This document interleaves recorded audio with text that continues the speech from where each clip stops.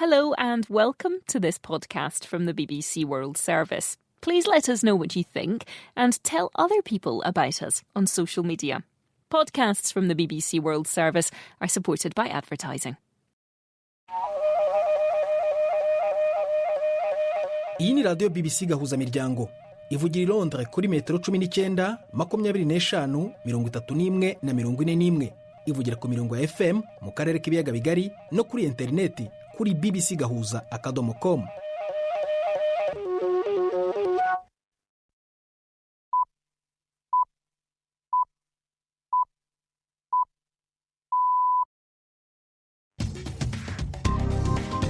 Ubu ni saa 10 n'igice ku isaha mpuzamahanga ya GMT, ni saa 12 n'igice ku masaha yo mu Rwanda no mu Burundi. Muri studio muri kumwe na Prudence Ngiyumva. Wiriwe hoteza amatwi BBC Gahuzamiryango aho uri hose ku isi, kaze kuri radio kuri bbcgahuza.com, kuri Facebook live mu buryo bw'amashusho no ku mirongo migufi ya shortwave. Dore ingingo z'ingenzi z'amakuru turambora mu kanya kuri uyu wa mbere tariki ya 29 z'ukwa mbere.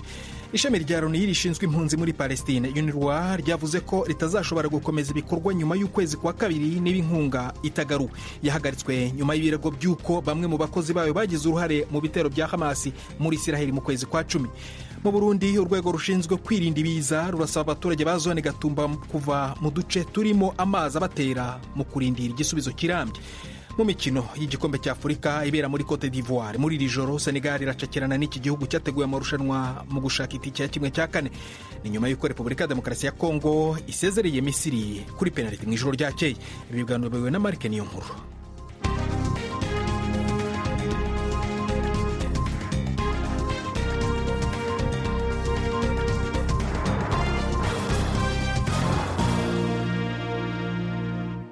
Ibyo byose n'ibindi bikubiye muri aya makuru ni mu kanya nyuma ko Jacques Niyitegeka abanza kutugezaho andi makuru ingenzi avugwa ku isi. Ishami rya ONU ryita ku mpunzi z'abanyepalestine UNRWA ryavuze ko niba inkunga rigenerwa yahagaritswe itasubukuwe ritazashobora gukomeza imirimo yaryo mu karere bitarenze ukwezi kwa kabiri. Ibihugu birimo Ubudage, Ubufaransa, Amerika n'Ubwongereza byahagaritse inkunga yabyo kubera ibirego bya Israeli ishinja abakozi ba UNRWA ivuga ko bagize uruhare mu bitero byo ku itariki ya 7 z'ukwezi kwa 10. Minisiteri y'Ububanyi n'Amahanga y'Ubudage yavuze ko Berlin irimo gushakisha ubundi buryo bwo gutanga ubufasha ku baturage ba Gaza. Umuyobozi w'urwego rushinzwe impunzi muri Norvege Jan Egeland yabwiye BBC ko guhagarika inkunga y'ishami ry'umuryango w'abibumbye ari ukudashishoza. Ibihumbi n'ibihumbi by'abanyepalestine muri Gaza n'ahandi bacungira cyane kuri UNRWA. Hagati aho hatangajwe ibindi bisobanuro ku birego bya Israel ivuga ko hari abakozi ba UNRWA ku giti cyabo bagize uruhare mu gitero cyo ku itariki ya 7 z'ukwezi kwa 10. Umwarimu umwe w'ishuri ashinjwa gufasha umuhungu we gushimuta umugore wo muri Israel. Abandi bakozi babiri ba UNRWA ngo bagize uruhare mu bitero byibasiye ahantu hatuwe n'abahinzi maze hicwa abasivili babarirwa muri 100. Bivuga ko umukozi ushinzwe imibereho myiza y'abaturage yagize uruhare mu kujyana umurambo umusirikare wa Israel muri Gaza ndetse no gukwirakwiza amasasu warwanye ba Hamas. Bino bisobanuro bikubiye mu nyandiko y'ubutasi ya Israel yatumye ibihugu bitanga imfashanyo bigabanya. UNRWA yirukanye abakozi 9 kubera ibyo birego kandi ivuga ko irimo gukora iperereza. Irani yavuze ko idashaka ko intambara yo mu burasirazuba bwo hagati isakara. Ibi Irani bivuze nyuma yaho Washington itungiye agatoki imwe mu mitwe y'abarwanyi ishyigikiwe na Irani ivuga ko hariyo iri inyuma y'igitero cya drone cyo ku cyumweru cyagabwe ku birindiro by'abasirikare ba Amerika biri mu majyaruguru y'uburasirazuba bwa Yorodaniya. Abasirikare 3 bakasiga ubuzima naho abandi 34 bagakomereka. Perezida wa Amerika Joe Biden yavuze ko igihugu cye kizihitiramo igihe n'ukuntu kizasubiza icyo gitero. Minisitiri w'Ububanyi n'Amahanga wa Iran Nasser Kanani yavuze ko ibirego bishinja igihugu cye kubigiramo uruhare ari ibyo bashaka kwinjiza Amerika muri aya makimbirane mu nyungu zabo. Gusubiramo ibirego bidafite ishingiro kuri Irani ni umugambi n'akagambane k'ababona inyungu mu gukurura ibirenge bya Amerika mu ntambara nshya yo mu karere, hamwe no gushishikariza ikwirakwira ry'aya matate kugira ngo bakingire ibibazo byabo. abahinzi bo mu Bufaransa batangiye gukoresha imashini zabo za tingatinga kugira ngo bafunge imihanda ikomeye yerekeza i Paris mu rwego rwo kwigaragambya mu gihugu hose.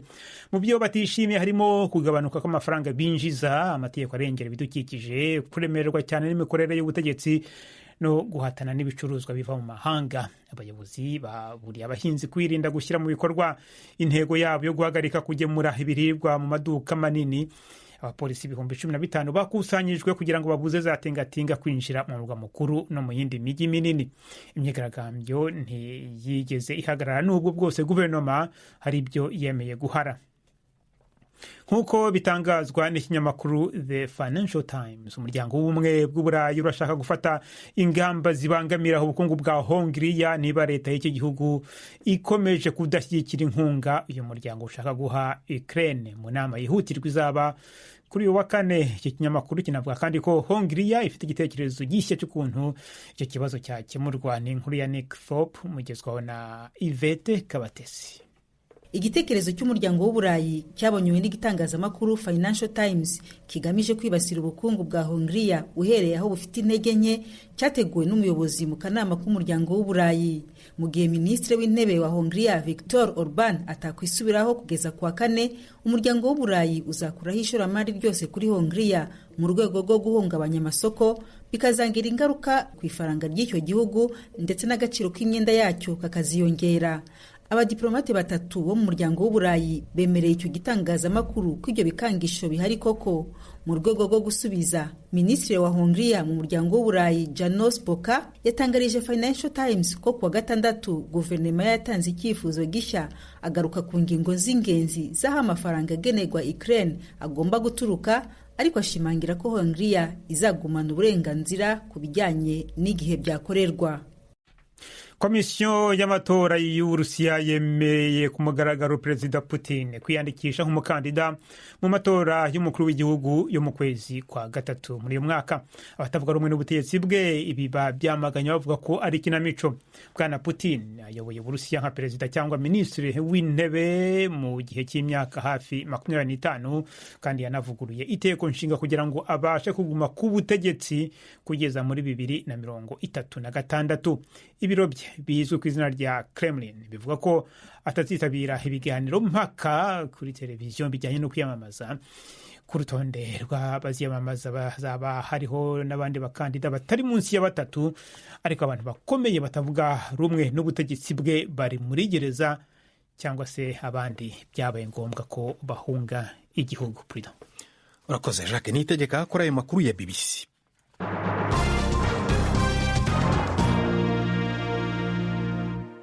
Ikaze ku makuru arambuye duhera mu burasirazuba bwo hagati. Ishami rya Loni rishinzwe impunzi muri Palestine UNRWA ryavuze ko ritazashobora gukomeza ibikorwa byaryo nyuma y'ukwezi kwa kabiri niba inkunga itagaruwe. Ibi bivuzwe nyuma y'uko amaguverinoma menshi y'ibihugu byo mu Burayi yahagaritse inkunga yayo kubera ibirego bya Israel by'uko bamwe mu bakozi ba UNRWA bagize uruhare mu bitero bya Hamas byo mu itariki ya 7 z'ukwezi kwa 10 muri Israel. Inkuru ya Mark Lowen muragizwaho na Florentine Kwizera. Nta nkeka yuko ikari ikibazo gikomeye ku ishami ry'ishyirahamwe mpuzamakungu ritanga uburaro muri Gaza rigasaranganya imfashanyo Israel yemeye ko zigerayo. Ubumwe bwa Buraya bubaye ubwa nyuma mu guhagarika imfashanyo mu bandi basanzwe bafata mu mugongo ibikorwa by'iryo shami rya ONU mu kurindira amatohoza yo kumenya niba abakozi b'iryo shami batari munsi ya 10 bo baragize uruhara mu bitero byo ku itariki 10 z'ukwezi kw'indwi mu mwaka uheze. No muri uko gufata ingingo yo guhagarika imfashanyo, Leta Zunze Ubumwe za Amerika ntivyazoroheye gusobanura ko kurenga amategeko kw'akagwi gatoya kudakwiye gufatira amaboko mu mugongo ibikorwa bitagira ingano by'abakozi b'iryo shami rya ONU baharugwa mu 13,000 bakorera muri Gaza. Guhagarika vy'agateganyizo mfashanyo bishobora gufatwa nk'ikimenyetso c'umwanya mutoya aho kuba igihano gifise ingaruka zikomeye. ibyo bitero bikaba byarabaye ku itariki ya 7 z'ukwezi kwa 10. Mu Rwanda, wahoze ari umuyobozi wa gereza ya Rubavu yahakanye uruhare mu byaha byo kwica n'ibyicarubozo byavuzwe muri iyi gereza igihe yari umuyobozi wayo. Ephraim Gahungu aregwa kwica ku bushake ndetse no gukorera abafungwa ibikorwa by'iyicarubozo. Bwana Gahungu areganwa na Innocent Kayumba yasimbuye kuri uwo mwanya. Gahungu wabaye uwa mbere mu bireguye uyu munsi yavuze ko nta tegeko yatanze ryo kwica abanyururu kandi ko ngo atanahishiriye ibyaha by'ubwicanyi nk'uko abishinjwa n'ubushinjacyaha. Ubushinjacyaha buvuga ko abantu 7 bishwe, ababarirwa muri 40 bo bagakorerwa ibikorwa bibabaza umubiri. Inkuru ya Jean Claude Mwambutsa wari mu rukiko. Ephraim Gahungu wabimburiye abandi kwiregura yahakanye icyaha cyo kuba icyitso ndetse no guhishira ibyaha by'ubwicanyi byakorewe muri gereza ya Rubavu guhera mu mwaka wa 2019. Umugororwa witwaga Agahanze yaguye muri gereza ya Rubavu mu mwaka wa 2019. Ubushinjacyaha bukavuga ko yishwe n'abanyururu bagenzi be. Ubushinjacyaha bwabwira urukiko ko Gahungu atagize icyo akora ngo akore iperereza, ahubwo akihutira kuvuga ko yazize uburwayi. Gahungu ariko yabwiye urukiko ko Agahanze yapfuye adahari kandi ko yazize urupfu rusanzwe. Gahungu avuga ko uyu munyururu yapfuye mu gihe yari yagiye mu nama i Kigali kandi ko umwungirije wari wamusigariyeho yatanze itangazo ryo kubika. Yagaragaje ko bamwe mu bo bivuga ko bishe uriya munyururu bari barimuwe baragiye gufungirwa ahandi. Ubushinjacyaha ariko bwo buvuga ko iyi mvugo idakwiye guhabwa agaciro kuko hari abanyururu bimurwaga bya hato na hato kugira ngo bajye kwifashishwa mu bikorwa byo guhohotera abanyururu mu zindi gereza. Aba ngo ni nk'abajyanywe na Innocent Kayumba wayoboraga gereza ya Rubavu waje kwimurirwa mu ya Nyarugenge. Abanyururu yatwaraga ngo nababaga barigaragaje cyane mu bikorwa by'urugomo, akabajyana i Kigali kumufasha kumvisha abahafungiwe bitwaraga nabi. Undi uvugwa cyane muri ubu bwicanyi ni uwitwa Byinshi Emmanuel, umunyururu ushinjwa kwica ubwe bagenzi be 3. Uyu mugabo wari ukuriye abashinzwe umutekano imbere muri gereza ngo yari atinyitse cyane imbere ya bagenzi be, yica kandi agakiza uwo ashaka. Gusa ubwo yireguraga nawe hakanye ubwicanyi, avuga ko yari umunyururu usanzwe kandi ko nta bubasha yari afite bwagira ku kwica umuntu. Ubwo ubushinjacyaha bwari busabwe gusobanura aho izi mbaraga Byinshi yazikuraga, bwavuze ko gukurira abashinzwe umutekano imbere mu gipangu cya gereza byonyine byamuhaga izi mbaraga. Abagitegereje kwiregura barimo Innocent Kayumba wayoboraga gereza ya Rubavu ndetse na bamwe mu banyururu bakoreshwaga mu guhohotera bagenzi babo. Urubanza ruzakomeza ku munsi w'ejo. Jean Claude Mwambutsa, BBC Gahuzamiryango, i Rubavu. Tuve i Rubavu tujye mu Burundi. Ubusanzwe benshi mu mpunzi zihunguka zikunze gusaba HCR cyangwa leta ubufasha bw'uburyo bwo kubaho. Apollinaire Ndikumasabo we siko yabigenje. Ndikumasabo uba ku mutumba wa Mutambara mu ntara ya Rumonge yahoze aba muri Tanzania, ariko muri 2021 yarahungutse ashinga uruganda rukora amakara mu buryo bwa kijyambere. Kugeza ubu amaze guhakaza abantu 16. Cyakora rero avuga ko ibikorwa by'uruganda rwe bikenera mazutu ijya muri moteri yifashisha. None ubukene bw'ibitoro buri mu gihugu bikaba biri guhungabanya umusaruro warwo. Hagati aho abategetsi b'intara bo bavuga ko ngo abafite ibikorwa bikenera igitoro bagomba kwiyandikisha kugira ngo babafashwe. Inkuru y'abadufasha kwegeranya amakuru yo mu Burundi muragezwaho na Siriake Muhawe nayo. Aha ni mu ruganda Mutambara Briquette Charcoal Company ruhingura amakara ya kijambere muri zone Gatete komine n'intara ya Rumonge. Apollinaire Ndikumasabo ariko aragerageza kwatsa moteri kugira batangure ibikorwa ariko yanse. Bwa mbere yariko yibaza ko irwaye, ariko mu nyuma yahavuye abona ko ari amazutu yaheze. Biramubaje cyane kuko muri iyi minsi ubukene bw'igitoro buhanze igihugu cose. Niyo kibonetse abadafite imiduga basaba ico batwara mu bivomesho by'amabido ntiboroherwa namba. Ingorane nyamukuru ubu dufise nuko turiko turabura amazutu dukoresha. Niyo abonetse biratugora kugira dushobore gushikirwa kuri station kugira ngo baduhe amazutu. Nk'uca mva kubwira ngo genda usambure itangi y'imashine uyizane. Urona nk'ubu gusambura imashine 2 unatona hali akuntu ze ntibikunda. Uruhombo ruca runini cyane kuko ntitwa tukironka bwa mbere amakara y'abantu bagura. Icya kabiri kandi natwebwe abakozi baca bicara. Nahora nako ubu umuntu ntajya adakoze. Gushika ubu ntiberekuwe gutwara igitoro mu mabido. Inzego zafashe iyo ngingo zivuga ko ari kugira zigwanye abaca bakigurisha kuri magendo. birahungabanya cyane abatagira imiduga ariko bakagira imigambi y'iterambere ikenera igitoro nk'uwo Apollinaire. Umuyobozi mwishikira mu biro vya buramatari w'intara ya Rumonge Abdul Ntiranyibagira avuga ko nabo nyene batabyibagira. Twasanze yuko hariho abantu ni ngombwa bakironswe biciye mu bidumu. Abo twaje tubasaba yuko bwa mbere na mbere bamanze biyandikisha hajya ku mutumba bakorera bace baduga ku burongozi bwa zone na komine, hanyuma intara ice itanga uburenganzira yuko uyo mwenegihugu afise ihinguriro kandi azwi n'ahakorera kandi azwi n'intwaro kuva ku mutumba gushika hejuru nuko yoronswa ico gitoro biciye mu kidumu. Nawe tukamusaba yuko mu vy'ukuri aca agenda kugikoresha ico nyene yagisabiye.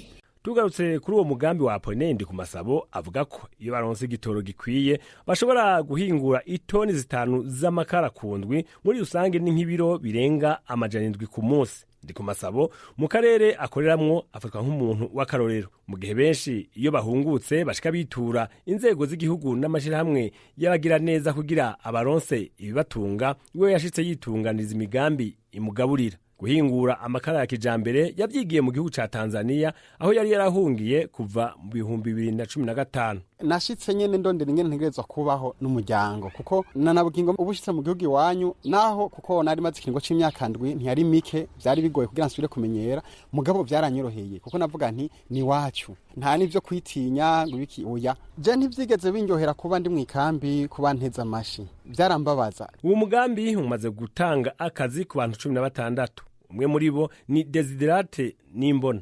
Nkiza kuhakora nari umushomeri, ndi muri babajene batarashobora gushikirwa ngo baronka akazi, ariko maze kuhumva ngaha hantu baradusabye dosiye turadepoza, tuca turaza turagira formation turajamwo turakora kandi bimeze neza, ubu agasabuni ndakoronka nta ngorane.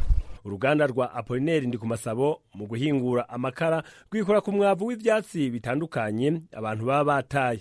Intumbero yiwe nyamukuru ngo nugufasha abarundi gushobora guteka batarinze guca ibiti. Muri kazoza yipfuza kugwiza ubwo buhinga mu mpande zine z'Uburundi. Iyo nkuru itugejeje ku isaha 14 i Rumonge, ni nayo saha iri mu Bujumbura ndetse n'ahandi hose mu gihugu kimwe no mu Rwanda. Hanyuma hano muri studio za BBC London ni saa 10:46. Mu kanya turagaruka ku makuru arambuye, turasubira no mu Burundi. Ndi Prudence Ngiyumva. BBC Gahuzamiryango Igoma ni kuri FM 93 n'ibice 8. Dusubire mu Burundi gato. Urwego rushinzwe kwirinda ibiza rurasaba abaturage ba zone Gatumba kuva mu duce turimo amazi abatera mu kurindira ko igisubizo kirambye kiboneka. Umuyobozi w'urwo rwego General Anisetini Baruta avuga ko hari ibikorwa byinshi bisabwa gukorwa kuri urwo ruzi, ariko bikaba ngo bigikeneye integuro ihamye. Bisabwe nyuma y'uko rero abanyagihugu bo muri iyo zone ihana urubibi n'umupaka wa Repubulika ya Demokarasi ya Kongo mu burengerazuba bwa Bujumbura bagerageje kuzibira ayo mazi y'uruzi rwa Rusizi bakoresheje imifuka y'umucanga n'ubundi buryo bwa gakondo budafashe, ariko ntibigire icyo bitanga. Generali Nibaruta yavuganye na mugenzi wacu Prime Ndikumagenge wo mu biro bya Nairobi, atangira mubaza kuri ibyo bikorwa by'abo baturage. Bijya bikorwa bariko barakora rero abene igihugu bo mu Gatumba ni bikorwa bito bito, ariko hariho ivyo umuntu yo kwiyumvira gukora byo bifise ingufu gusumba bijya biriko birakorwa. Cyane cyane ngaruke kuri ya vane yajaho mu 1954 ikaba yagiyeho habaye umwumvikano wa Rwanda, Burundi na Congo Belge. Abo rero barumvikanye yuko baca ishami rya Rusizi amazi ntakiyaca. Umuti rero nuko Uburundi na Repubulika Iharanira Demokarasi ya Kongo bokumvikana, hanyuma amazi agasubira agaca muri Rusizi ya mbere, gutyo agacaca mu bice bibiri bya Rusizi. Abantu rero mu Gatumba boruhuka baba basigaye bitega kumbura amazi aduga ya Tanganyika, ariko ya Rusizi akabagabanuza. None uwo mugambi ni waryari mwaramaze kumvikana kugira muhazibure hasubire gukora? Niturumvikana tubibona ibyo tubibona nk'abahinga bama mu Gatumba kuja gufasha abantu batwawe n'amazi, ariko turasaba ubushikiranganje bw'imigenderanire y'u Burundi n'ayandi makungu yuko bovugana nabo basangiye imirimo bo muri Repubulika Iharanira Demokarasi ya Kongo bakaganira ico kibazo. Ikindi ariko ndavuga cyo kogwa hambavu yico ko bakubaka dige, ariko iyo dige ikubakwa ku ruzi rwose guhera ivugizo gushika mu kiyaga Tanganyika, aho Rusizi wisukira mu kiyaga Tanganyika. Ni ibirometero 12, hakigwa ivyigwa vy'ingene iyo dige yojaho hirya no hino y'uruzi rwa Rusizi. Hanyuma hokorwa n'ibindi bikorwa vyokorwa muri iyi mitumba ihanamiye ikiyaya Cimbo kugira ngo amazi aturuka muri iyi misozi akagenda arahitana ivu, imisenyi, ibigegene vy'ibiti byose bikagenda mu nda y'ikiyaga Tanganyika, co kimwe no mu nda y'izi nzuzi nyene, bigatuma aya mazi aca aba menshi akaduga. Hocibwa rero imikobeko bakayitera ku bwatsi kugira ngo amazi ace mu kuzimu azeserukire muri izi nzuzi, cane cane mu kiyaga Tanganyika. Ayo mazi yinjireyo atariko aratwara ivu, kuko hagenda ivu ryinshi cane rigenda mu kiyaga Tanganyika riciye no muri izi nzuzi. Umuntu abumbirije mwavuze ibikorwa bitari bike mu mugabo muguma muti hokorwa ku muntu wo mu Gatumba mazi imyaka aguma aterwa n'amazi, mubuze ngo hokorwa yo kwitega ko bizokorwa ryari? Ikintu cyose kigira integuro, kuko nk'ubu turiko turakorana nabo muri Tanzania, n'abahinga b'abarundi n'abahinga bo muri Tanzania dufashijwe na OIM. Turiko tugira icigwa tuzokora ivyo twokora ngaha mu makomine yegereye kiyaga Tanganyika mu Burundi. Ni ibikorwa bizokorwa muri komine Mutimbuzi, harimo rero na Gatumba na komine Ntahangwa. Tuzoraba rero, tuzoca dushira hamwe ivyo twebwe twiyumvira mu mugambi wo guhangana n'aya mazi aduga. Abanyagatumba rero mu kurindira yuko ibikorwa mwene ibi bikorwa, ico gukora ca mbere amazi aje ari menshi nukuyabisa, hanyuma bakarindira yuko agabanuka canke naho ivyo bikorwa bitanguranye izina, ariko bisaba integuro, ko ntawo bivuga uyu munsi ngo bice birara bikozwe, bisaba integuro. General Anisette Nibaruta wavuganaga na mugenzi wanjye Prime ndi ku Magenge.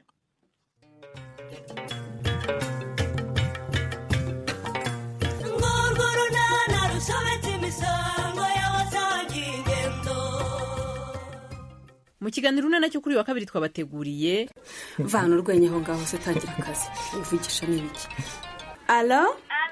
Ndakumva mbwira. Wamenye? Ntumenye utanyibwiye. Ni njyewe mama, ni Rope, ni wowe mwana wa? Ni njye mama. Mwana wa, uraho? Ndarota cyangwa? Ni 12:45 kuri BBC. Mu makuru y'imikino twerekeze mu irushanwa ry'igikombe cy'Afurika muri Cote d'Ivoire. Kuri uyu wa mbere harakinwa indi mikino ibiri ya kimwe cy'umunani hagati ya Cap Vert na Mauritania, mu gihe Senegal iza guhura na Cote d'Ivoire. Repubulika ya Demokarasi ya Kongo yo yarayibonye itike ya kimwe cya kane isezereye Misiri kuri penalty. Ku murongo wa telefone ndi kumwe n'umunyamakuru wacu Yves Bucyana ukurikirana iyi mikino ari mu Rwanda. Yves, imikino y'uyu munsi yenda tuba ariyo duheraho, iravugwaho iki aho ngaho mu Rwanda? Naye makipe umuntu yavuga ko ashobora kujya muri kimwe cya kane? Urakoze Prida. Umukino tugiye kureba mu kanya urahuza Cap Vert na Mauritania ku kibuga cya Felix Houphouët-Boigny mu mujyi wa Abidjan. Mauritania iri bukirwa cyane ku mukino wa nyuma wo mu matsinda, aho yashoboye gutsinda Algeria 1-0 irangiza ku mwanya wa gatatu. Ikindi wenda umuntu yamenya nuko Mauritania kuri ubu iratozwa n'umutoza witwa Amir Abdou. Uyu yahoze atoza ibirwa bya Komoro, ndetse mu myaka ibiri ishize nari muri Cameroon mu gikombe cya Afurika, yari afite iyi kipe ya Komoro, niwe wayitozaga. Ashobora gukora ibyo abantu benshi batatekerezaga, ayigeza muri 1/8. Gusa ikipe ya Cap Vert kugeza ubu niyihabwa amahirwe cyane yo kubona itike ya 1/4 biturutse ahanini ku kuntu yitwaye mu matsinda, ikarangiza ari ya mbere mu itsinda ryayo imbere ya Misiri, Ghana na Mozambique, ndetse mu makipe yatsinze harimo n'iya Ghana. Cap Vert yarangije ifite amanota 7 kandi ikina umukino usukuye mu buryo bugaragarira buri muntu wese. Ibyo rero ni bivugwa, bindi biraza gusobanuka nyine mu kibuga, ariko uwo mukino waza gukurikirwa n'undi ukomeye cyane wa Senegal iza gukina na Cote d'Ivoire ihimbwa Inzovu. Ariko Yves, ni umukino uje mu gihe Cote d'Ivoire nubwo yabonye itike yo gukomeza ntabwo yatunguye abantu uburyo yakinnye. Uyu mukino umuntu yawitaho gute, yawutegerezaho iki mu gihe Senegal isanzwe inafite iki gikombe? Cote d'Ivoire igiye muri uyu mukino mu by'ukuri igaragara nk'iri ku rwego rwo hasi ugereranyije na Senegal, ko urabyibuka ko mu matsinda yarokokeye kure, mu matsinda nyine yabaye ya gatatu, nabwo ku manota 3 gusa yatsinze umukino umwe, itegereza yuko yatoranywa mu makipe yabaye ya gatatu afite amanota byibuze agaragara abaye. Cote d'Ivoire rero ifite akazi katoroshye kuko nubwo ikiniri wayo ariko yatweretse ko atari ikipe ikomeye. Gusa wenda amakuru ava muri Cote d'Ivoire aravuga ko abakinnyi bayo bashyiriweho agahimbaza musiki kugira ngo barebe ko basezerera Senegal. Mu gihe baba bayisezereye bashyiriweho akantu amafaranga. Gusa ntibyoroshye kuko Senegal yagaragariye buri wese ko ikomeye mu nguni zayo zose, dore ko ari nayo kipe nyine ifite igikombe nk'uko wari ubivuze. Ikaba rero yaranarangije imikino yo mu matsinda itsinze imikino yose, niyo kipe yonyine yabikoze yarangije ifite amanota 9/9. Akoza kureba ko amafaranga aza kugura ibyishimo Yves. None twibutse gato amakipe amaze kubona itiki ya 1/4 ubu ngubu kugeza ubu ngubu ugereranyije n'imikino imaze kuba mu mpera z'icyumweru ni ayahe? Mpere ku mukino wabaye mu ijoro Congo Kinshasa igasezera Misiri kuri za penalty nyuma yo kurangiza iminota 91 ndetse n'iminota y'inyongera. Congo itsinda penalty 8-7. Ni intsinzi yakiriwe mu byishimo byinshi n'abanyekongo baba hano mu Rwanda ndetse nabo muri Congo bwabo. Reka tubanze tubumve mbere yuko tureba wenda indi mikino yaba yarakinwe muri weekend.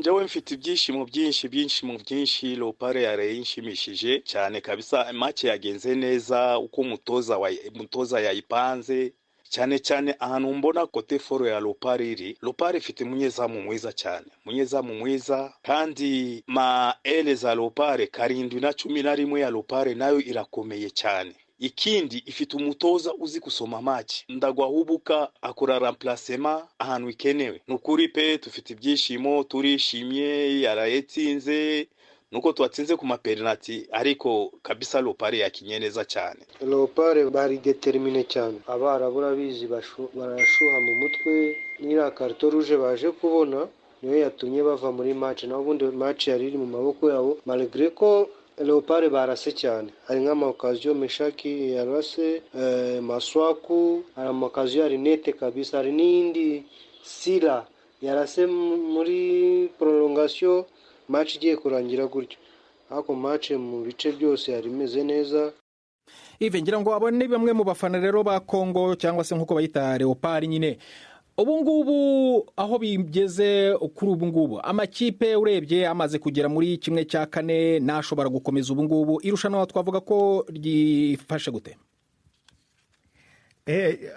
Wenda ndebye mu yindi mikino Guinea Conakry yasezereye Guinea Equatorial itsinze 1-0 naho kwa gatandatu Angola yabonye itiki itsinze Namibia 3-0 mu gihe Nigeria nayo yanyagiye Cameroon 2-0. Kugeza ubu rero biravuga ko hari nyine amakipe amaze kubona itiki ya 1/4. Nigeria ikazakina na Angola naho Congo Kinshasa ikazakina na Guinea Conakry. Amakipe rero ari bukine uyu munsi nayo niyo arokoka hura muri 1/4 ndetse akazahura nazarokoka ku munsi w'ejo nayo akazahura.